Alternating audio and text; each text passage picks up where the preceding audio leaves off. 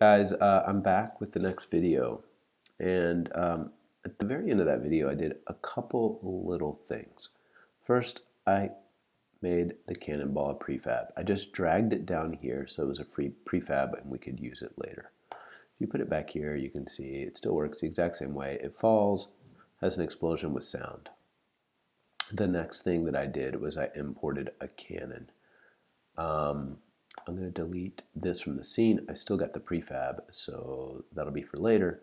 And I'm also going to temporarily turn off Unity Dude because I don't want him in the scene right now, and I just want to work with cannons. It's cannon time. This video is all about cannons. And talk to you about where I got my cannon. So I went to a website called TurboSquid, which has tons of 3DS models. And I grabbed this one as a nice looking cannon. You don't have to make an account on this if you don't want to. I posted it on Desire to Learn. And here's the story. It is made in 3D Studio, and it is going to have some issues that, modeling software isn't necessarily exactly compatible with Unity's coordinate system. So if I bring this guy in, one, he is huge. I'm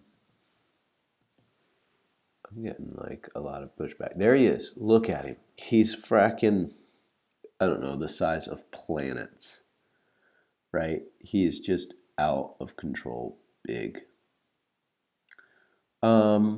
Yeah, so that's problem one. Problem two is that there's a bunch of other stuff that I don't want. Let's start solving the size problem, not by changing the scale here, but by changing the import scale factor. This is a much more optimal way to change a scale. And I'm going to make it 0.01, so 1/100th. I hit apply, and it takes my computer a little while to do this, so I'll pause the video. Okay, and I'm back. And I've got the cannon here much smaller. I put them at 0, 0, -90 because my camera was basically there. So if I zoom in with my camera now, I can see this little cannon. And there is still a lot of problems with him. In fact, let me move him up a little bit, and you'll see that he's on this platform, and he has all this other crap. We want to start deleting this stuff right away, and we want to make our own prefab. So one, I don't need a light. Delete. Yeah, break the prefab instance. Delete. I don't need this weird null object. I don't need this other null object. I certainly don't need a sky. So this guy had a whole scene, which is totally fine. He also had this massive sphere that everything is sitting on. Bye-bye. Well, I guess that was a small one. One of these spheres is that massive circle. I'm just going to keep deleting stuff.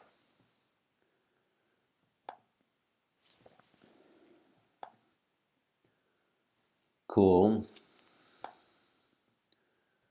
Now we just have the cannon, and I'm not even going to texture him. I like him white. I think he's cool. And the cannon holds like all this other stuff. And then there's like this antique cannon game object, which is an empty game object. Yeah, I am actually going to call this just cannon. I'm going to make this a separate prefab. This is the cannon prefab. And this empty game object has some important advantages. One, it just is empty and it contains all the other parts, but this extra layer of kind of emptiness here is going to allow me to accomplish something very important, and that is to set up a regular Unity specific coordinate system. So right now, the cannon is kind of porting left. Like the Z is not forward. And I like to change that. And the way I'm going to change that is actually by manipulating the sub-objects so that when Cannon says his rotation is 0 on the Z, he's actually pointing forward. To do that, I have to, rotate this guy about Y 90 degrees. So that's already pretty good. So now when I select Canon, I am pointing roughly forward.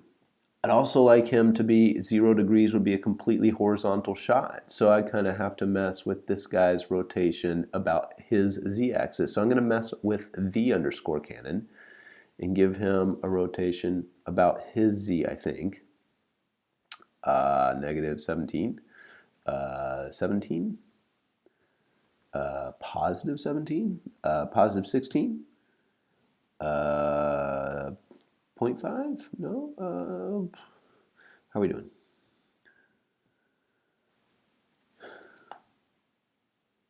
Actually, it looks like if I say the Canon has a rotation of 16.5, then Canon and the Canon line up pretty well. Canon and the Canon line up pretty well.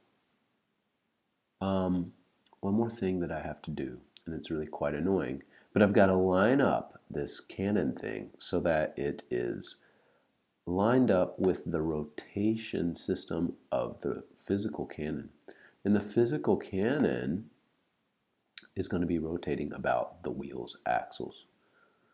So watch this kind of crazy trick, right? First things first, I'm going to temporarily turn off the Canon and the Canon box inside of here. These are the subcomponents, so I can see this axle. This axle, the guy who made this called this the wheel stick. I guess he's not exactly a mechanical engineer, but he is good at modeling. It's an axle, people, when you connect two wheels with a rod. Rod's called an axle. Anyways. Look, this thing is the exact center point of what I want my Canon to be. And I kind of need, like, when I select this, that this little item be right in the middle of that axle.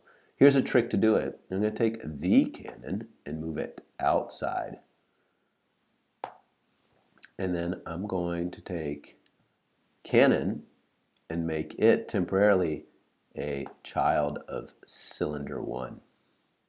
And I'm going to set its local coordinates to 0, 0, 0.